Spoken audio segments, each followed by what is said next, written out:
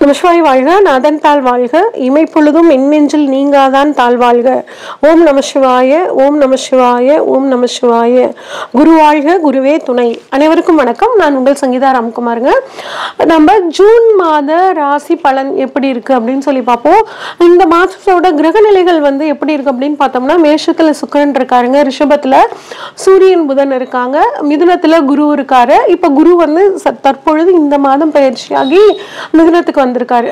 அடுத்து பாத்தீங்கன்னா உங்களுக்கு 4ஆம் இடத்துல சந்திரனும் செவ்வாயும் இருக்காங்க, 5ஆம் இடத்துல கேது இருக்காங்க. அடுத்து உங்களுக்கு ராகு பகவான் பாத்தீங்கன்னா 11ஆம் இடத்துல இருக்காங்க. அதாவது காலபுருஷனுக்கு 11ஆம் இடத்துல ராகு, காலபுருஷனுக்கு 12ஆம் இடத்துல சனி பகவானுங்க. இந்த மாதிரி நவகிரகங்கள் இந்த மாத தொடக்கத்துல இந்த அமைப்புல இருக்காங்க. சரி, இந்த நவகிரகங்கள் இந்த மாதம் உங்களுக்கு எந்த விதமான பலன்களை தரப்போறாங்க அப்படிங்கிறத நம்ம ஒவ்வொரு ராசிக்கும் வரிசையா பார்க்கலாம். தனுசு ராசிக்காரங்களுக்கான ஜூன் மாத பலன்கள் எப்படி இருக்குன்னு சொல்லி பார்ப்போங்க. தனுசு ராசியை பொறுத்த வரைக்கும் மூல நட்சத்திரம், பூராட நட்சத்திரம், உத்திராட நட்சத்திரத்தோட முதல் பாதங்க. 3 நட்சத்திரங்கள் இந்த தனுசு ராசியில இருக்கு. தனுசு ராசிக்காரங்க எப்பயுமே அடுத்தவங்களுக்கு ஒரு நல்ல வழிகாட்டியா இருப்பாங்கங்க. இவங்களுக்கு தெரிஞ்ச விஷயத்த அடுத்தவங்களுக்கு ஷேர் பண்ணணும்னு நினைக்கக்கூடிய ஒரு தன்மை, ஒரு இலக்கிய மனம் கொண்டவங்களா இருப்பாங்கங்க. இவ்வளவு சிறப்பான இந்த தனுசு ராசிக்காரங்களுக்கு உங்கள் ராசியாதிபதியான குரு பகவான் உங்களுக்கு 7ஆம் இடத்துல இருக்காருங்க. 7ஆம் இடத்துல இருந்து உங்கள் ராசியை பாக்குறாருங்க. அப்ப மற்ற கிரக அமைப்புல வச்சு பார்க்கும்போது சில பிரச்சனைகள் வந்தாலும் உங்க ராசியாதிபதி உங்க ராசியவே பாக்குறதுனால ஈஸியா அந்த பிரச்சனைகள்ல இருந்து நீங்க வெளியே வந்துருவீங்க. தைரியமா இருங்க, அதுல எந்த விதமான மாற்றமும் கிடையவே கிடையாது.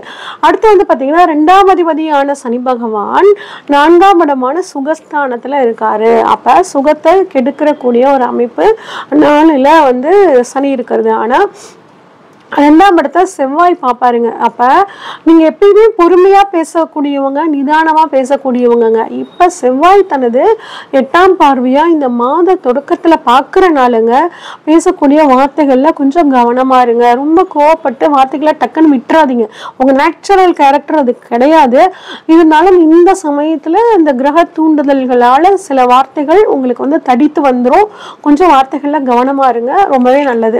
அடுத்து பாத்தீங்கன்னாங்க 3ஆம் இடம் முயற்சி ஸ்தானம், கம்யூனிகேஷனுக்கான ஸ்தானம். இந்த 3ஆம் இடத்தில் ராகு பகவான் உட்கார்ந்து இருக்கிறது அவ்வளவு சிறப்புங்க, அட்டகாசம் அப்படின்னு நம்ம சொல்லலாம். அப்படிங்கும்போது நீங்க பண்ணக்கூடிய முயற்சிகள் எல்லாம் பலிதமாகும். தைரிய வீரிய ஸ்தானம், எதா இருந்தாலும் துணிஞ்சு வருது வரட்ட நம்ம பார்த்துக்கலாம் அப்படின்னு நீங்க நினைப்பீங்க.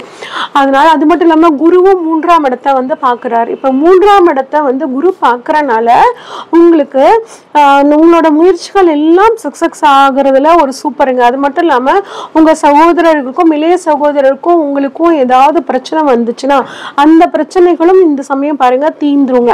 அடுத்து 4ஆம் இடம் அப்படிங்கிறது 4ஆம் அதிபதியான குரு பகவான் 7ஆம் இடத்துல இருக்காரு. நல்ல விஷயம். அதாவது உங்களை பொறுத்த வரைக்கும் சொத்துக்கள் வாங்கக்கூடிய ஒரு யோகம், சின்ன ஒரு தடங்கள் வரும். ஆனா அதை தாண்டி உங்க லைஃப் பார்ட்னரோட சப்போர்ட்டால சொத்துக்கள் வாங்கக்கூடிய யோகம், வீடு வண்டி வாகனங்கள் வாங்கக்கூடிய யோகம் கட்டாயம் இருக்குங்க. ஆனா என்னன்னாங்க, சுகஸ்தானத்துல சனி இருக்கும்போது ஒரு அலைச்சலுங்க, ஒரு நிம்மதியான தூக்கம் இல்லாத மாதிரியான ஒரு அமைப்பு இதுல இருக்கும்.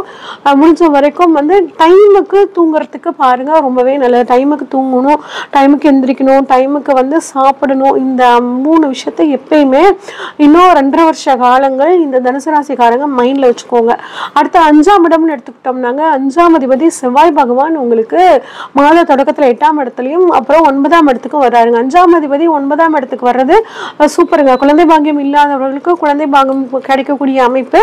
ஒரு சிலருக்கு எனக்கு ஆண் குழந்தையா இருக்குங்க, பெண் குழந்தை வேணும் கேட்டீங்க அப்படின்னா இப்ப உங்களுக்கு பெண் குழந்தைகள் கிடைக்கிறதுக்கான பாக்கியம் பாத்தீங்கன்னா சூப்பரா இருக்குங்க.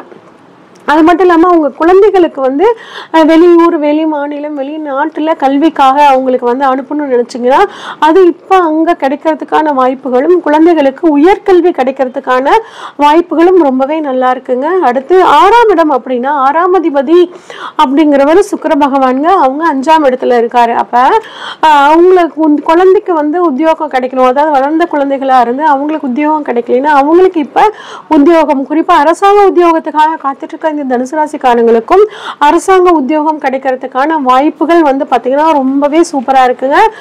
கோர்ட்டு கேஸ் வம்பு வழக்கு ஏதாவது பிரச்சனை இருந்துச்சுனாலும் ஒரு அதிர்ஷ்டகரமாக இப்போ உங்களுக்கு அது முடியறதுக்கான அமைப்பு இருக்குங்க. அடுத்து 7ஆம் இடம் அப்படின்னு பார்த்தோம்னா உங்களுக்கு 7ஆம் அதிபதி 6ல் இருக்காங்க. 7ஆம் இடத்துல குரு பகவான் இருக்கார். உங்களோட ராசிநாதன் குரு பகவான் 7ஆம் இடத்துல இருக்கிறனால திருமணம் ஆகாதவர்களுக்கு திருமணம் ஆகக்கூடிய ஒரு அற்புதமான அமைப்புங்க. ஏற்கனவே திருமணமாகி டிவோர்ஸ் ஆயிடுச்சுங்க அப்படின்னா இப்போ புதுசாக 2ஆம் திருமணம் நடக்கிறதுக்கான வாய்ப்புகளும் சூப்பராக இருக்குங்க. இதே வளர்ந்த தனுசு ராசிக்காரங்களோட குழந்தைங்க இருந்தாங்கன்னா அவங்களுக்கும் திருமணம் ஆகிறதுக்கான யோகம் இந்த மாதம் நல்லா இருக்குங்க. அடுத்து 8ஆம் இடம் அப்படின்னு பார்த்தோம்னா 8ஆம் அதிபதி சந்திரன் மாத தொடக்கத்தில் ஆட்சியாய் உட்கார்ந்துருக்காரு. அது செவ்வாயோட சேர்ந்து உட்கார்ந்துருக்காருங்க. இது செவ்வாய், அதாவது இது ஒரு மங்கள யோகம் அப்படின்னு ஒரு சொல்லக்கூடிய அமைப்புங்க. ஒரு திடீர் அதிர்ஷ்டங்கள் கிடைக்கக்கூடிய ஒரு அமைப்பு. அடுத்து 9ஆம் இடம் அப்படின்னு பார்த்தோம்னா 9ஆம் அதிபதி சூரியன் 6ஆம் இடத்துல இருக்காரு. 9ஆம் இடத்துல கேது இருக்காருங்க. அப்படிங்கும்போது நிறைய பயணங்கள் போவீங்க. உத்தியோக ரீதியாக ஒரு மாற்றம் வரும். பயணங்களால் வந்து அது ஆன்மீக பயணமாக இருந்தால் பயணங்களால் நன்மை கிடைக்குங்க. அடுத்து வந்து பார்த்தீங்கன்னா அவங்களோட தகப்பனாரோட ஸ்தானத்தில் கேது இருக்கிறனால உங்கள் வயதான தகப்பனாராக இருந்தாங்கன்னா அவங்களுக்கு வயிறு சம்மந்தப்பட்ட சஜீரண கோளாறு ஆகட்டும் இந்த மாதிரி அமைப்புகள் வர்றதுக்கு வாய்ப்புகள் இருக்குது. கொஞ்சம் அவரோட ஹெல்த்தை கவனமாக பார்த்துக்கோங்க. அடுத்து 10ஆம் இடமான தொழில் ஸ்தானாதிபதியான புதன் பகவான் உங்களுக்கு மாதத்துல 6ஆம் தேதிக்கு அப்புறம் உங்களுக்கு 7ஆம் இடத்துல ஆட்சியை பெற்று அமர போகிறார். அப்ப தொழில் இந்த மாசம் உங்களுக்கு நல்லா இருக்கும்.